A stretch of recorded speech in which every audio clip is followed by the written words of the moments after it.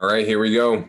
Our seventh installment of Sabbath Day Equipping. I hope it's blessed you guys as you've gotten to this point. I expect that you have failed more times than you have succeeded if your Sabbath practice is anything like mine, but that is, like we've said before, that is a part of it. It is stepping into, and the word I'm going to use for today is stepping into pretending. Pretending as though the world is not like the way it is.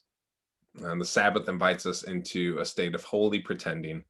And pretending is necessary in order to create. You have to have a vision for what can be, not just what is, if you're going to create something. And the creating that we're talking about today is the creating of peace, where there is actually immense strife, where there's a lot of division. And division is inevitable. Conflict is inevitable because we have different people with competing desires. And so if you find yourself in a place where you know that there is conflict in your relationships or division in relationships, you are at a very normal place. And the Sabbath is an invitation to have a vision for those relationships that's different than the reality that you and I are faced with of division. Sabbath invites us into a place of pretending as though we are at peace with people that we will live with for eternity. Because we will be at peace with the people that we have deep conflict with in eternity. There's a quote from Abraham Heschel, and this is what it says. The Sabbath is the state in which there is no strife, no fighting, no fear, no distrust.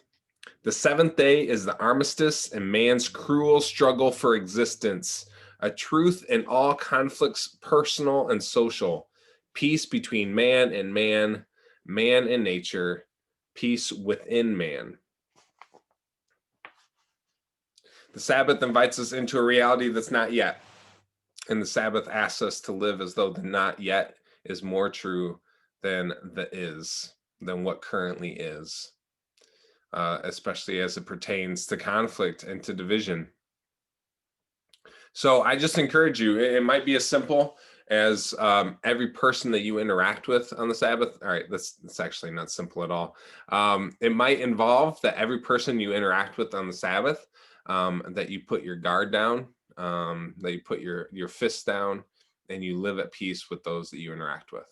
It's actually incredibly difficult. But it also involves, what would it look like? How would you act if you're able to stop putting up the self-protective walls of division and walk with your personal dignity, not walking with your tail between your legs, but with your personal dignity into these relationships that you currently have division with? What would that involve from you? And maybe you practice it on the Sabbath. Maybe you write someone an email. Maybe you speak just a few simple words to somebody that you have conflict with.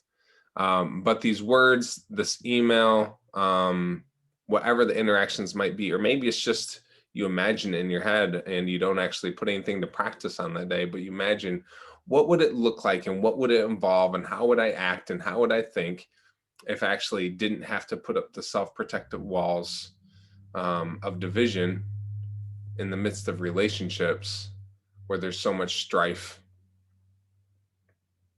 So maybe you take action on the Sabbath for that, or maybe you just let it more minister to you as you pretend and you imagine that the not yet of the peace that you'll have in these relationships is more true than the division of what is. So I hope on these Sabbath days you're able to live at peace, at least internally.